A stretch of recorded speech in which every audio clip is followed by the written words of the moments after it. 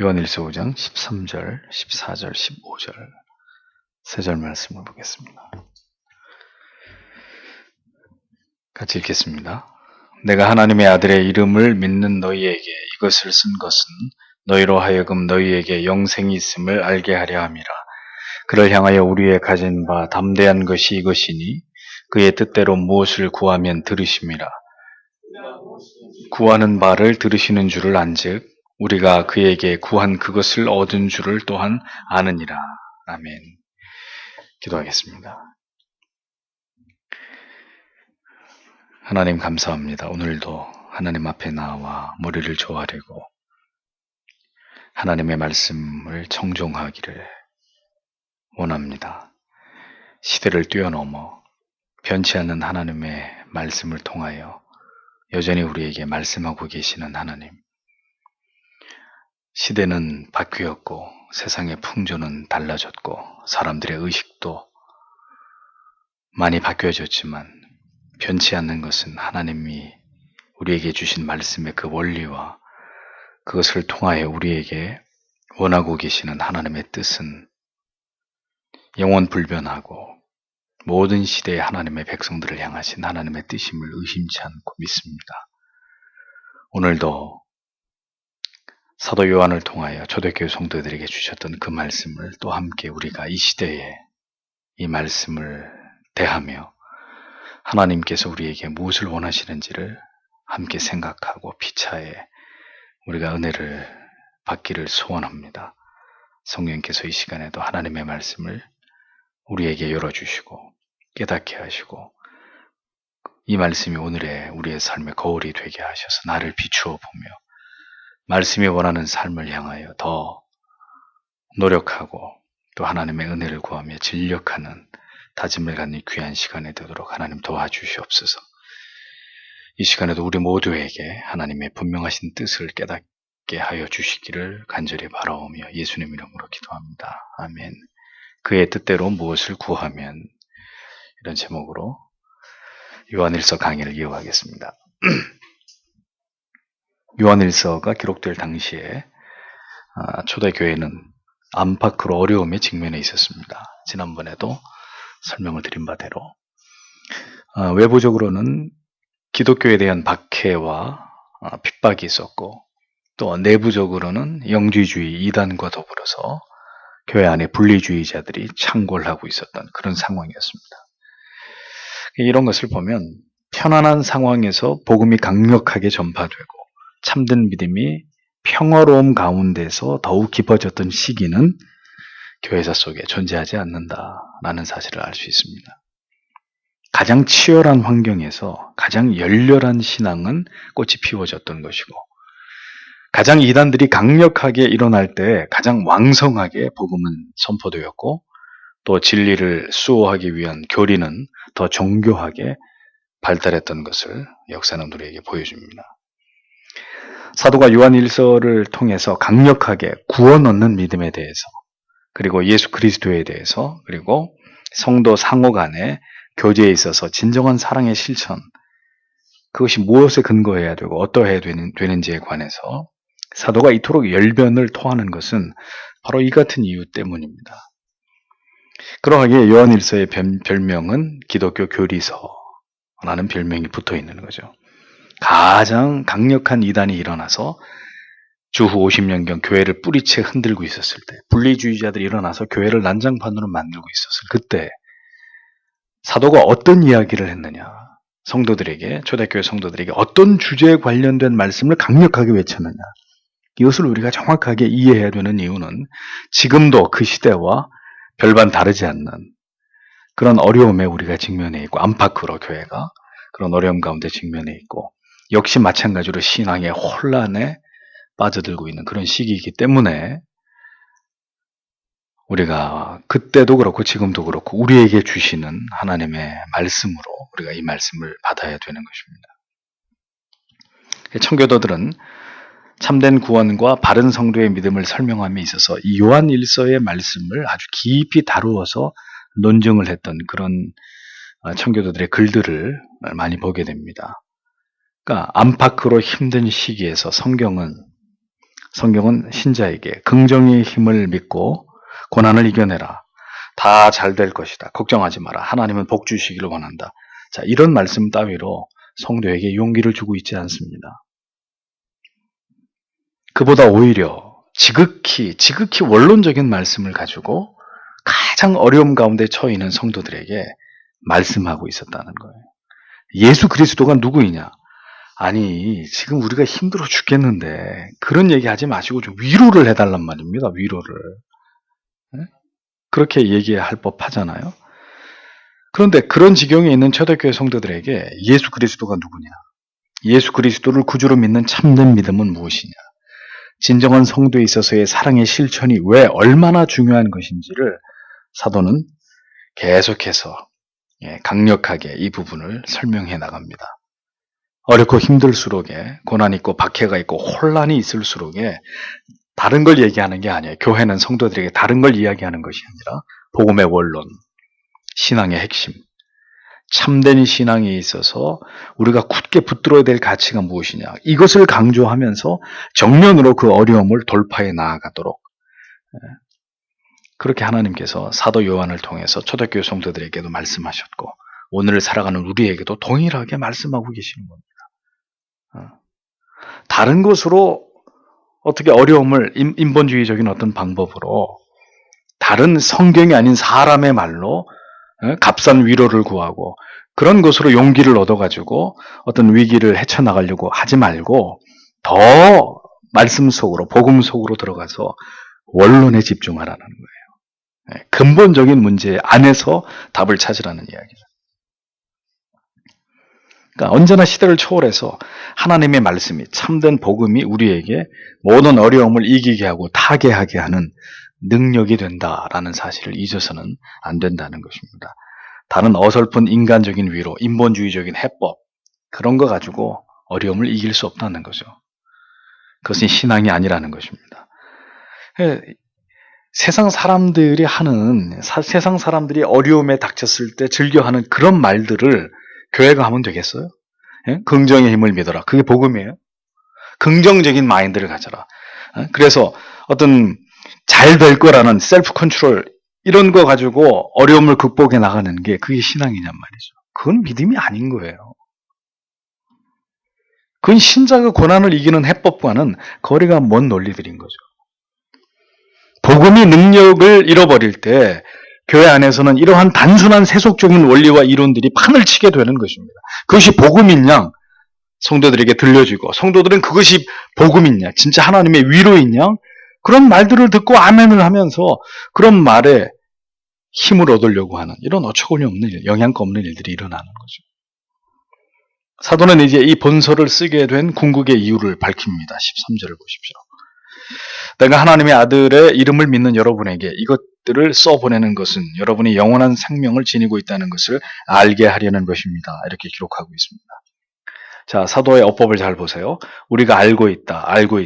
우리가 피차 알고 있는 것이다. 이 표현이 반복해서 나옵니다. 즉, 우리가 이미 알고 있는 지식을 상기시키고 있는 거죠. 뭔가 새로운 얘기를 하고 있는 게 아니에요, 지금.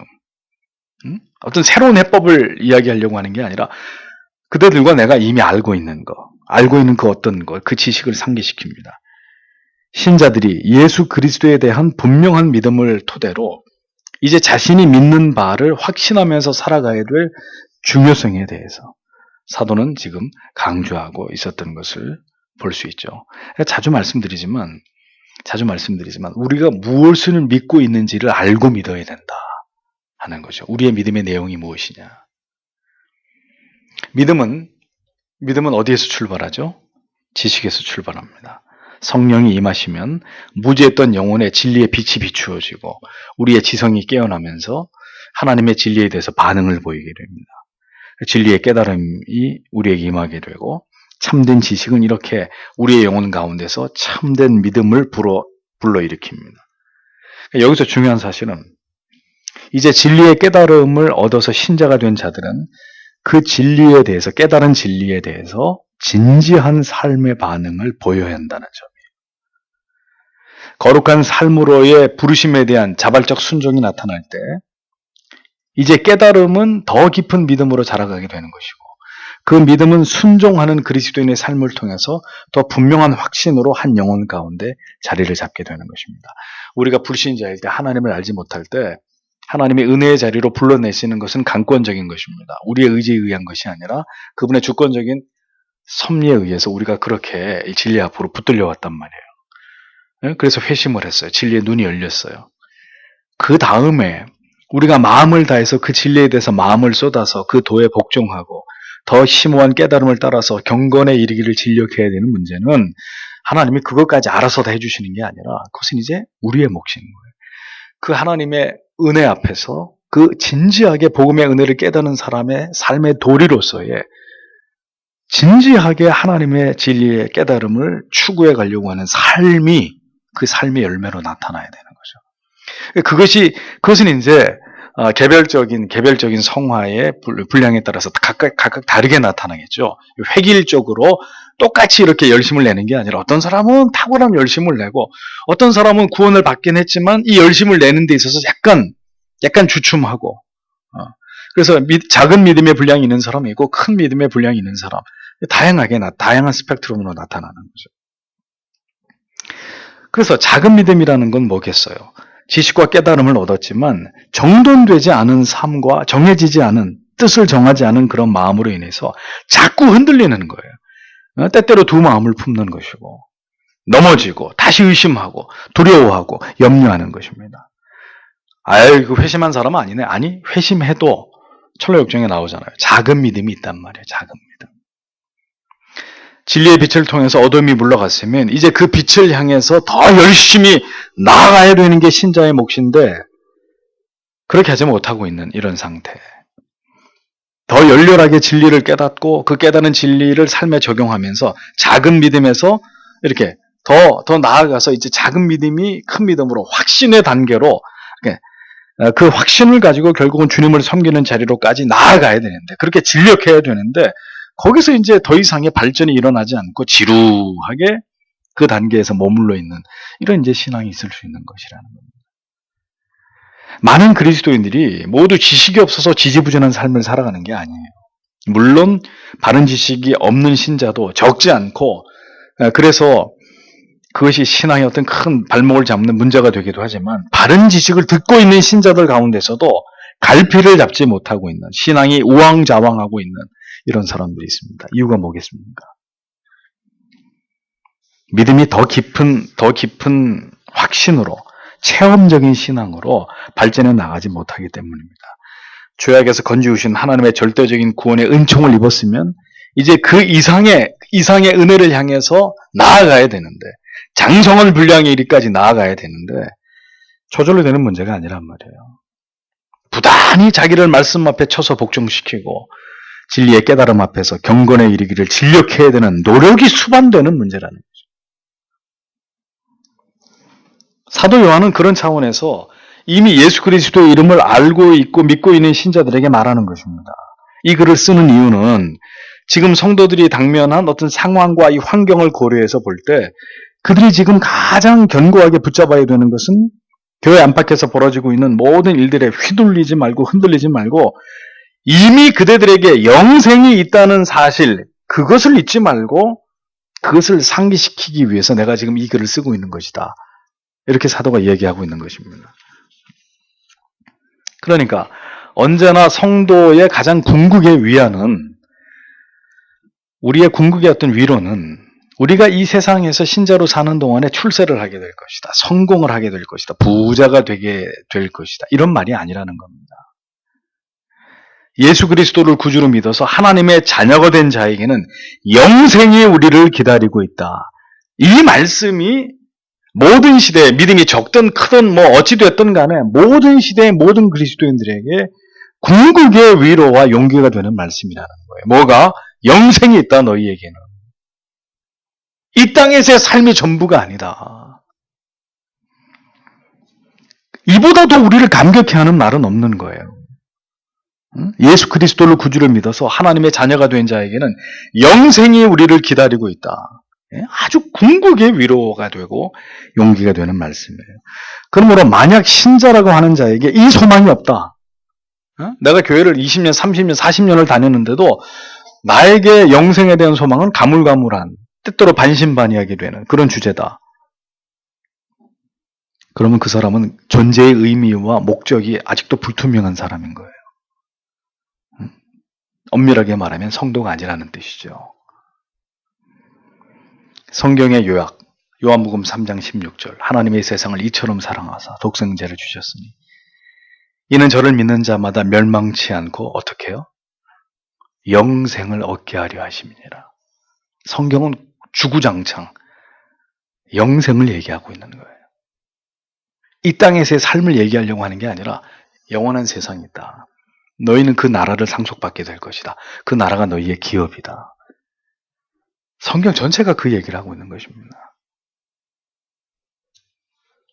자신이 이 세상에서는 잘 될 것이라는, 행복해질 것이라는 그런 믿음과 소망은 있으면서 정작 영생에 대한 소망과 믿음이 없다면, 그게 희미하다면 그 사람은 진정한 그리스도의 사람이 아닌 거예요. 여기서 복 받을 거야, 잘 될 거야, 대박 날 거야. 그런 거는 막 소망하고 막 새벽기도 한 번도 안 빠지고 나와서 기도하고 믿습니다 이러는 사람이, 근데 내가 영생을 받나? 천국에 가나? 천국이 진짜 있나?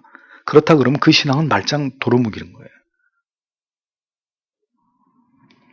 성도로 이 세상을 살아가는 동안에 모든 이 세상에서의 어떤 시련과 핍박과 염려와 근심을 이길 힘이 뭡니까? 뭐예요?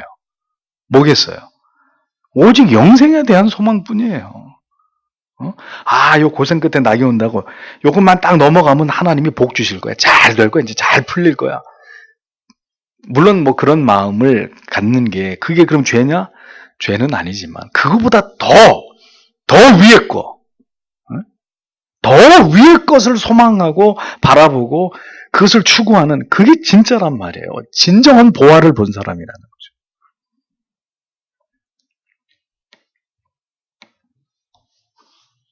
사도가 이토록 성도에게 영생이 있음을 강조하고 상기시키는 이유는 지금 그들에게 일어난 모든 문제에 대한 궁극의 해결책은 그들의 마음에 임하는 평강이고, 그 평강의 이유는 바로 영생에 대한 확신이어야 했기 때문입니다.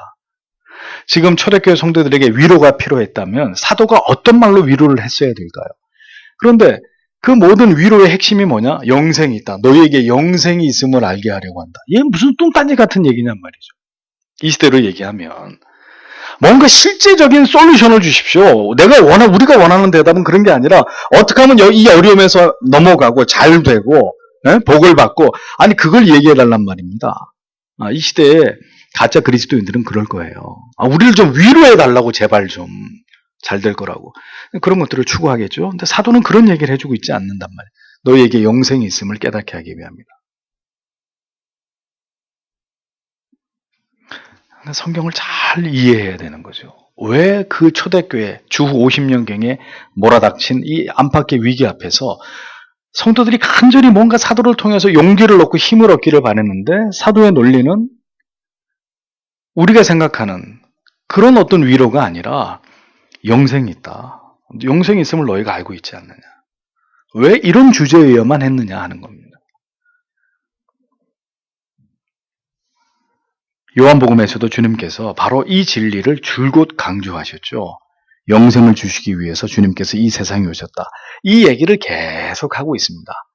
이 어떤 그 묘사하는 내용과 적절한 어떤 그때마다 들었던 비유나 이런 것들이 다를 뿐이지 계속 반복하고 계시는 어떤 주님의 주제가 바로 그거잖아요. 요한복음 처음부터 그 얘기를 하고 있잖아요. 그러므로 신앙의 핵심은 바로 영생에 대한 소망과 확신이다.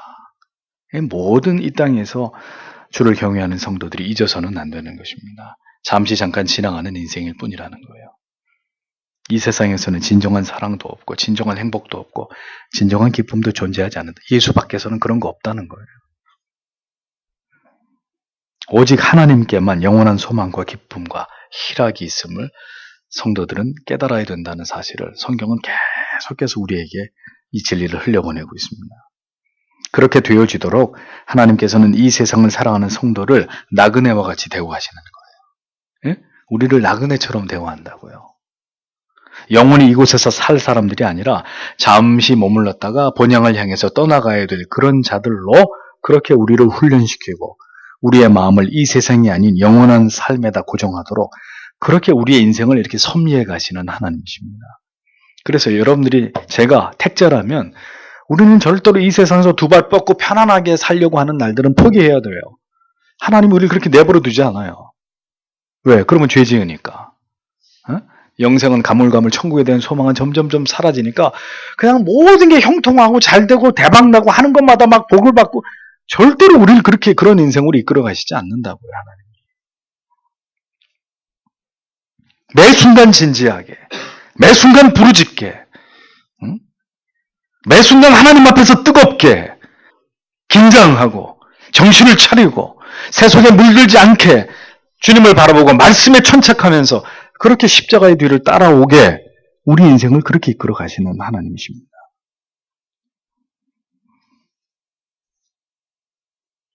우리의 마음이 현실에 안주하려고 하고 잠시 이렇게 세상의 낙에 즐거워하려고 할 때 하나님이 어떻게 하십니까? 우리가 그렇게 사랑하고 있는 것들, 집착하고 있는 것들, 우리가 계획한 모든 것들 다 갈아엎어 버리시는 거죠. 하나님.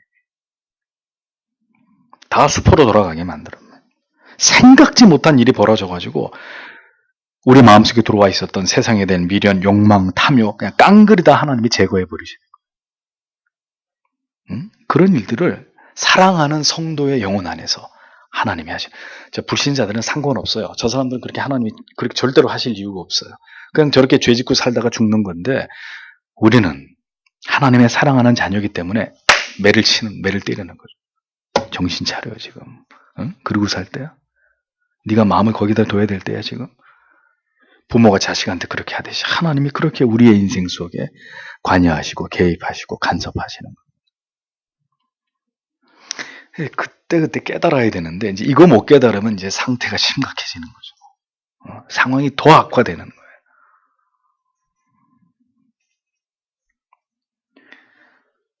진정한 사랑이 이 세상에 존재하지 않음을 때로는 믿었던 사람들의 배신과 실망을 통해서 우리에게 깨닫게 하시는 하나님이십니다. 우리는 어떻게든 이 세상에 미련을 두고 땅의 것에 집착을 하려고 하지만 하나님께서는 철저하게 그런 우리를 막으시고 깨닫게 하심으로 이 땅이 아닌 하늘의 것, 영원한 가치를 바라보고 그것의 시선을 고정하도록 그렇게 우리를 인도해 가시는 하나님이시다라는 겁니다. 성도 여러분, 우리가 일주일 동안 뭘 더 많이 보고 뭘 더 많이 듣고 살아가고 있습니까? 세상이잖아요, 세상. 우리가 교회 안에 잠시 머물렀다가 떠나는 여기 머물러 있는 시간은 굉장히 짧고 일주일 가운데 우리의 삶의 대부분은 세상에서 살아가잖아요. 그러니까 세상에 화려하고 아름답고 즐겁고 탐스러운 것들 속에서 우리가 살아간단 말이에요. 그러니 우리의 보는 것, 듣는 것을 우리가 통제하지 않으면 어떻게 되겠어요? 우리의 마음을 지배하는 것은 뭐가 되겠어요? 세상이 될 수밖에 없는 거예요. 세속적인 것이 될 수밖에 없는 거예요. 그러하기에 우리는 또다시 하나님 앞에 나와서 하나님의 말씀을 지금처럼 듣고 또 하나님 앞에 간절히 마음을 조아리고 우리의 마음을 낮춰서 기도하고 정신을 차리고 다시 고개를 돌려서 이 세상이 화려한 세상이 아니라 사람들이 아니라 하나님을 바라보고 우리의 영혼과 마음이 영혼을 바라보게 하는 일에 우리는 최선을 다해야 되는 것입니다. 이 땅에 사는 동안에. 그것이 바로 이 땅에서 하나님을 신앙하는 삶인 거예요. 영생을 바라봄, 성도의 경건에 있어서 매우 중요한 주제이고 매일같이 우리의 의식과 생각에서 떠나지 말아야 될 주제입니다. 영생을 소망하고 영생을 바라보고 영생을 기대하고 기다리고. 그런데 이게 무엇을 통해서 이것이 가능하겠습니까? 언제나 하나님의 말씀을 가까이 하고 경건에 진력하는 습관과 삶의 태도를 통해서입니다. 그러니까 그런 영생을 바라보는 염원, 그 정서가 그냥 하루아침에 뚝딱 없던 게 이렇게 생겨나는 게 아니라 우리의 삶의 방향이 그것을 지향하고 그것을 소망하면서 살아가야 말씀과 기도를 통해서 늘 영적인 것들을 신령한 것들을 사모하는 그런 정서가 있어야 하나님이 그런 자의 마음속에 계속 영생을 바라보고 소망하고 꿈꾸고 그래서 세상의 모든 시름과 괴로움과 불이익과 고통들을 그냥 툭툭 털어낼 수 있는 이런 멋있는 그리스도인들을 만들어가 주시는 거예요. 그러므로 신자는 자기의 생각과 마음을 결코 세상에 내어주고 빼앗기는 자가 되어서는 안 돼요. 여기서 나오는 게 마음 지킴의 교리 아닙니까? 우리의 생각을, 마음과 감정을 우리가 진리 안에서 통제해야지. 마음을 빼앗기는 자는 성을 빼앗기는 자보다 낫다고 우리가 자꾸 우리 마음을 하나님의 말씀으로, 은혜의 정서로 우리의 마음을 통제하고 지배하려고 해야지. 자꾸 세상에 이렇게 들어가지고 내주면 안 된단 말이죠. 그런데 이렇게 자꾸 우리의 마음을 세상에다 내주는 일이 뭘 통해서 이루어집니까? 세상과의 접촉, 세상의 것들을 보고 듣고 세상의 것들을 말하고 세상의 장소에 가고 세상 사람들과 만나고 그들과 생각을 나누고 이런 것 속에서 우리가 그들을 물들이는 게 아니라 복음으로 물들이는 게 아니라 우리가 세상에 물이 들어버리는 거예요. 우리가. 이런 정서들은 까맣게 그냥 사라져버리는 거죠. 영생, 까마득한 얘기가 돼버리는 거예요. 지금 이 시대 많은 그리스도인들에게 이런 내세신앙, 종말론 굉장히 둔감한 주제로 이렇게 치부되는 거죠. 관심 없어요, 사람들은. 그런데요. 천국, 지옥 자꾸 얘기하면 아주 무식한 목사로 낙인 찍히는 거예요.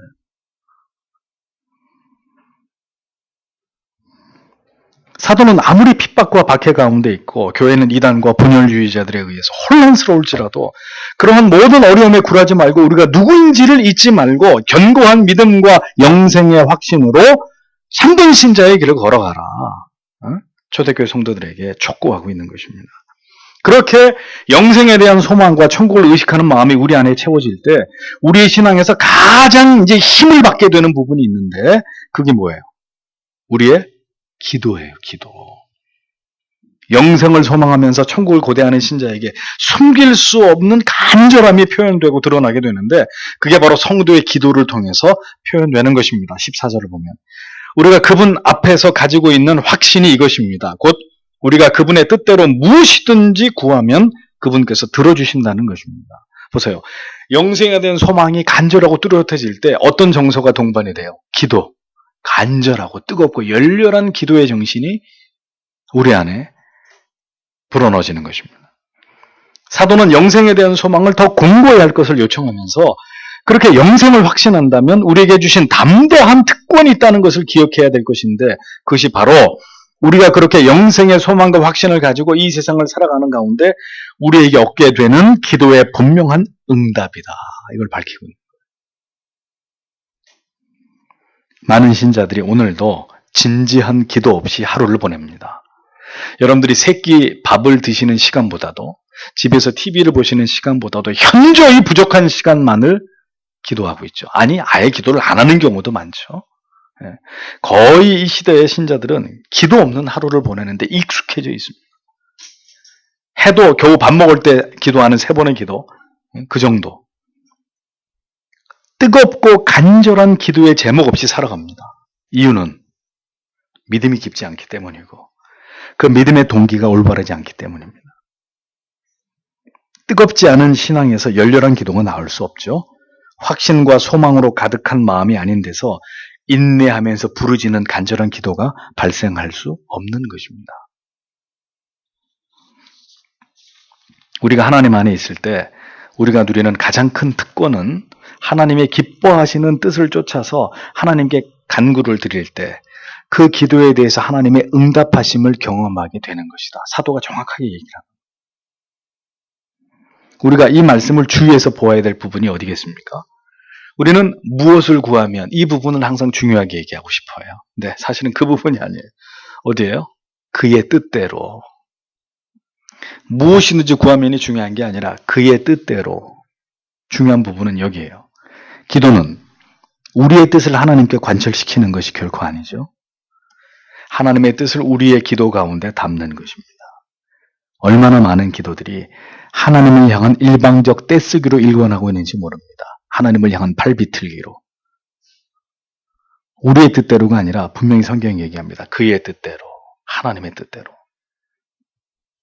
그러므로 성경이 말씀하고 있는 바 하나님께서 기뻐하시고 인정하시는 것이 아니라면 기도할 필요도 없는 거예요. 기도하지 마세요. 그러니까 예수님이 제자들에게 그래요. 그런 것들은 이방인들이나 구하는 거야. 기도하지 마라. 뭘? 어떤 기도를 하지 말라 그랬어요. 뭘 입을까? 뭘 마실까? 그런 거는 이방인들이나 하는 기도다. 너희는 그런 것을 구하지도 말아라. 또 우리 육에 쓰려고, 우리의 육을 위한, 우리의 탐욕을 위한, 어떤 세속적인 욕망을 채우려고 하는, 뭐하러 그런 길을 왜 해요? 왜? 그러니 한 달 동안 아침 금식 기도하면서 기도한 제목이 뭔가 이렇게 보면 아파트 청약한 거 대기 해달라. 또 뭐 어떤 거 있겠어요? 뭐 우리 아들 뭐 이번에 1등하게 해달라는 거, 뭐 이런 거 아주 뭐가 그의 나라와 그의 의를 위한 기도입니까?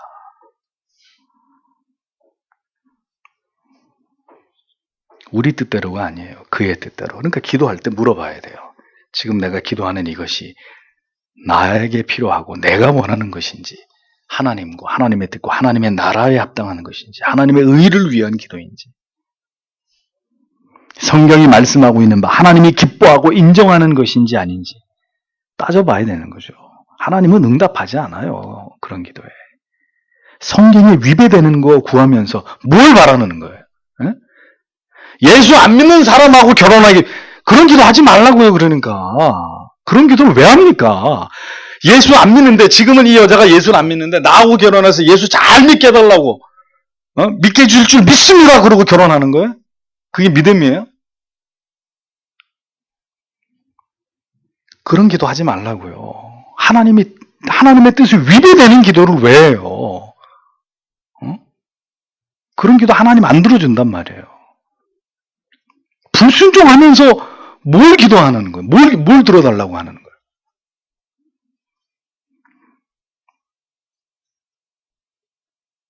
3년을 취직을 하려고 기다렸는데 마침내 얻은 직장이 아주 연봉도 높고 아주 전망 좋은 직장이에요.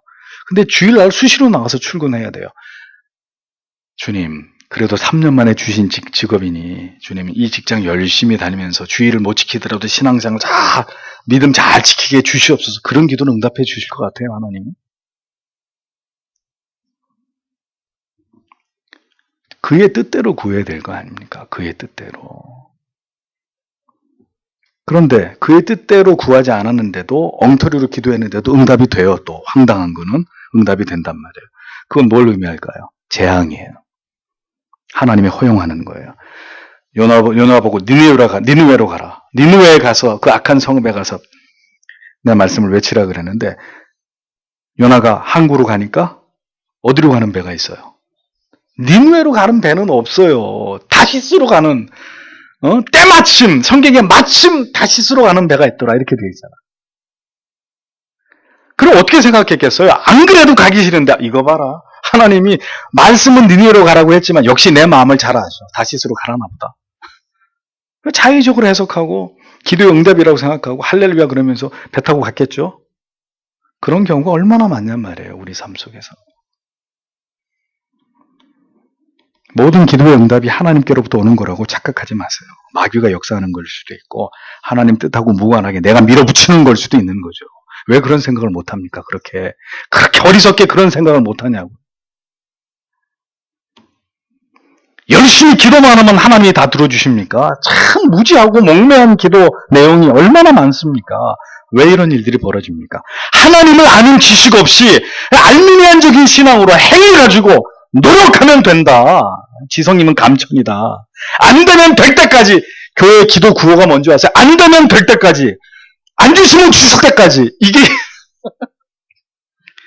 이런 구호가 난무한 거예요. 기도한다는 교회에서. 이런 떼쓰기 기도나 배우는 거죠, 성도들이. 안 주면 주실 때까지, 뭐 이러면서, 어디, 누가 이기나 해보자, 하나님하고. 이게 신앙이에요? 뭐예요, 도대체? 아니, 무식한 것도 정도가 있지. 그런 게 기도라고 배운 성도님들, 1년 내내 한 번도 안 빠지고 새벽기도 나오는 거예요. 열심히 나오는 게 잘못됐다는 게 아니에요. 왜 나오냐가 문제지, 왜. 철저하게 기복적인 신앙에 빠져가지고 1,000번제 같은 거 합니다. 1,000번제 갖고 양이 안 차. 성경은 5,000번제 막 이런 거 하잖아요. 왜 한 5만 번제 하지, 왜 그냥. 아니라는 거예요, 그런 거. 그런 건 신앙이 아니라는, 다 날 위한 거잖아요, 날 위한 거. 올바른 진리를 통해서 올바른 믿음을 갖게 될 때 올바른 기도를 드릴 수 있는 것입니다. 적어도 성경을 통해서 기도가 무엇인지를 알고 배우고 난 이후에 우리는 하나님의 뜻에 합한 기도를 드릴 수 있는 거죠. 그러니 여러분들은 아니지만 많은 성도들 가운데는 주기도문의 의미조차도 올바로 이해하지 못하는 사람들이 부지기수입니다. 주님이 가르쳐 주신 기도 주기도문 좋아. 주기도문 뜻이 뭔데? 그 구절구절의 의미들이 뭔데? 모르는 사람들이 허다하단 말이죠. 그러면서 맨날 여전대 남전대 저 청년의 모임 끝나면 주기도문으로 마치 주기도문이 무슨 주문입니까? 아니, 뭐 하면 맨날 주기도문으로 마치지. 뜻도 모르면서. 미신이에요, 미신 다.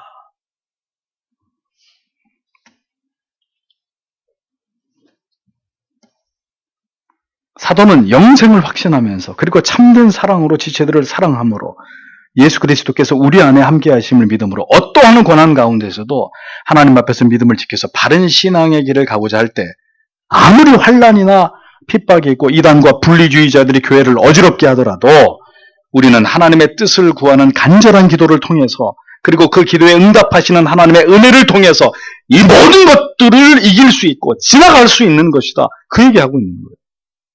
걱정하지 마라. 흔들리지 마라. 그런 영지주의 이단 따위들이 하는 말에 흔들리지 마라. 너는 영생이 있는 자가 아니냐. 아버지께 구할 때 하나님이 들으시는 너희는 그런 믿음을 가지고 있는 자 아니냐. 왜 분리주의자들의 말에 흔들리느냐.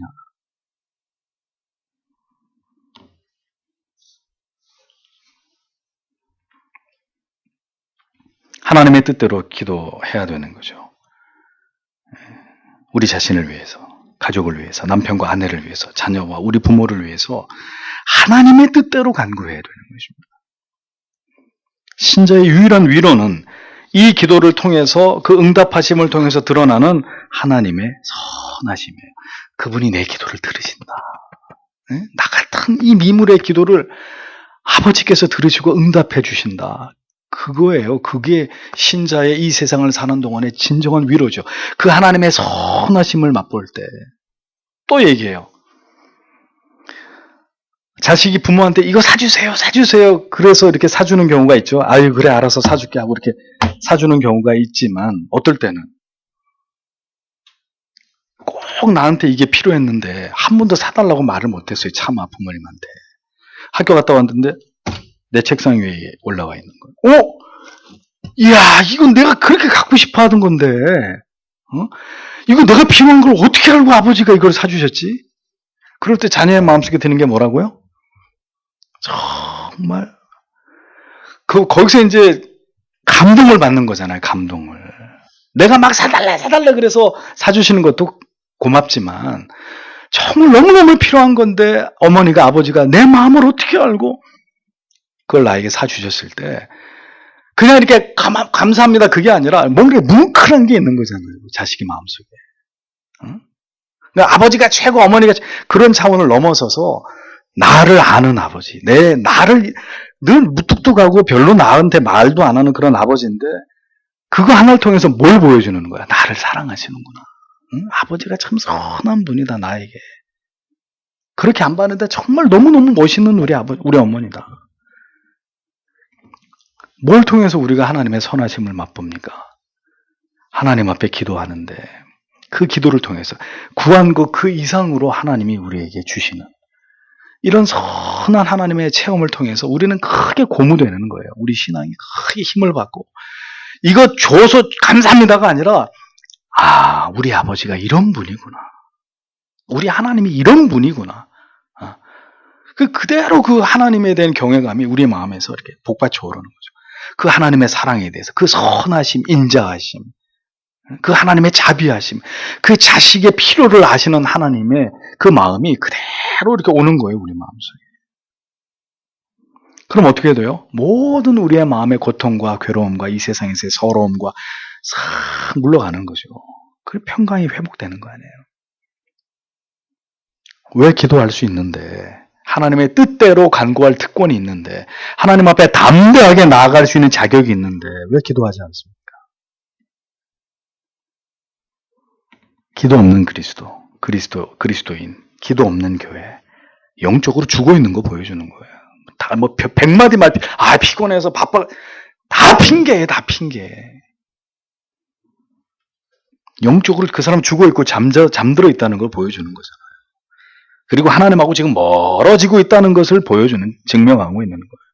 기도하지 않는 성도와 교회의 존재는 사탄에게 아무런 위협이 되지 않는 그런 존재에 지나지 않는 것입니다. 기도는 영적인 관성입니다. 하나님의 뜻대로 기도하면 응답을 받고 응답을 받으니 또한 하나님의 뜻을 이루고자 열렬히 기도하게 되고 성도와 교회는 이 영적 관성을 따라가게 되는 거죠. 그래서 15절을 보십시오. 그리고 만일 그분께서 우리가 구하는 것은 무엇이든지 들어주신다는 것을 안다면 우리는 구한 것들을 그분에게서 받는다는 것도 압니다. 직역을 하면 이런 뜻입니다. 하나님의 뜻대로 기도하는 자는 하나님께서 자신의 기도를 들으시는 것을 믿어야 됩니다. 또 기도할 때 하나님께서 우리의 기도를 지금 들으시고 있다는 사실을 분명히 확신해야 됩니다. 기도 가운데 가장 우리가 범하기 쉬운 어리석음이 뭐예요? 이 기도가 응답되겠나? 이거죠. 이게 기도는 하라 그래서 하는데, 이 기도가 믿음 없이 하는 기도. 기도하는 행위가 곧 하나님의 응답이 이루어지는 것임을 믿는 그 담대한 믿음. 하나님께서는 기도하는 자들 안에서 그것을 보고 싶어 하시는 거예요. 네가 믿고 구하는 거냐? 기도라도 해보자 하고 하는 기도냐. 그러므로 사도는 하나님의 뜻대로 담대하게 기도할 때 이미 하나님께서 그 기도에 응답하고 계신다는 것을 믿고 기도하라고 강력하게 성도들에게 호소하고 있습니다. 때때로 여러분 중에는 기도하는 건지 주무시는 건지 분간이 안 되는 분들이 있어요. 절박한 때입니다. 하나님의 도우심이 아니라면 도저히 이겨낼 수 없는 상황 가운데 초대교회는 지금 직면해 있었습니다. 복음을 믿고 하나님의 자녀가 된 신자들에게 의지할 분은 하나님밖에 없고, 그렇다면 그들은 당연히 간절히 하나님께 간구해야만 했습니다. 그리고 그렇게 절박하게 부르짖는 기도 속에서 하나님께서 반드시 이 기도를 들으시고 역사하심을 믿는 믿음이 그들에게 필요했던 상황이었습니다. 확신하고 기도했다면 우리는 하나님이 응답하시고 일하신다는 것을 믿어야 합니다. 기도 가운데 드는 의심, 그게 바로 불신앙이에요. 영생을 확신하고 소망하고 바라보는 자, 현실을 모든 고난을 이겨냅니다. 그 고난을 이겨내는 수단은 뭐라고요? 기도다. 그 도구는 기도다. 그 기도는 하나님의 뜻을 적중하는 기도여야 하고, 그 기도를 통해서 성도는 당연히 세상에 줄 수 없는 놀라운 위로와 응답하심을 경험한다. 이것이 이 세상에서 고난을 당하고 핍박을 받으면서 여러 가지 문제들 가운데서 교회가 직면해 있을 때, 성도들이 직면해 있을 때 돌파구를 찾는 길입니다. 아주 성경적인 하나님이 사도를 통해서 우리에게 코치해 주신, 우리는 이 약속을 통해서 어떤 어려움도 이겨낼 수 있는 거예요. 앞으로 우리의 신앙의 환경이 더 좁혀지고 우리가 예수를 믿는다는 이유 때문에 더 많은 불이익을 당하고 고통을 당하고 시련을 당해야 된다 할지라도, 심지어 아직은 괜찮지만 교회 안에 어떤 분열이 일어나는 이런 문제가 생긴다 할지라도 성경이 우리에게 얘기하고 있는 원리는 분명합니다. 영생을 확신해라. 하나님의 뜻대로 기도해라. 기도하고 있느냐? 그럼 반드시 하나님이 이 모든 상황을 뜯어고치고 하나님께서 회복해 하시고 새롭게 하신다는 것을 믿어라. 성도는 이것에 대한, 이 약속에 대한 믿음, 그 소망 가지고 어디에다 떨고 놔도, 어떤 시대에다 떨고 놔도 믿음으로 살아갈 수 있는 하나님의 사람들이라는 거죠. 이 동일한 원리를 얘기하는 거예요. 언제나 그렇지만 이 말씀이 나에게 적용되기 위해서는 우리의 삶을 이 말씀에 맞추어야 합니다. 참된 믿음이 우리 안에 있고 그 믿음에서 비롯된 참된 확신, 영생의 소망이 우리 안에 충만할 때 그 믿음은 기도의 자리로 우리를 불러 세우게 되고, 기도의 자리에서 나의 뜻이 아닌 하나님의 뜻을 우리 영혼 가운데 부어주시고 깨닫게 할 때 우리는 그 기도 속에서 일하시고 우리와 함께 하시고 하나님의 뜻을 이루시는, 여전히 응답하시는 그 하나님이시라는 것을 믿고 우리는 그 하나님을 의지해서 우리의 모든 인생을 살아가는 것입니다. 그것이 우리를 향한 하나님의 뜻이라는 거죠. 자, 그러면 이제 기도해야 합니다. 어떻게 해요? 하나님, 어떤 사명을 따라서 살아야 되겠습니까? 내 인생이, 내 남은 여생이 하나님의 어떤 뜻을 붙잡고 나에게 주신 한 번밖에 없는 인생 속에서 어떤 가치를 위해서 하나님 저는 살아가야 합니까? 이 교회가, 그리스도의 보혈을 위해 세우신 이 교회가 이 시대 속에서 어떤 교회가 되어가야 합니까? 그리고 그 사명을 감당할 수 있는 그 사명을 감당해낼 수 있는 교회 되게 해주시고, 그것을 위해서 하나님 앞에 뜻을 모으고 마음을 모을 참된 신자들이 모여진 그리스도의 제자가 되어지는 그런 교회 공동체, 하나님 그런 교회 되게 하셔서 마지막 시대에 교회가 해야 될 그 본연의 사명에 최선을 다해서 수종 들다가 우리가 주님 앞에 갈 수 있게 해달라고. 오늘도 다른 기도는 다 필요 없어요. 어떤 의미에서는 가장 본질적인 기도부터 하세요. 하나님의 뜻을 이루어가는 나의 삶이, 우리의 삶이 되기를, 성도의 삶이 되기를, 다 같이 기도하는 저와 여러분들이 되기를 바랍니다. 기도하겠습니다.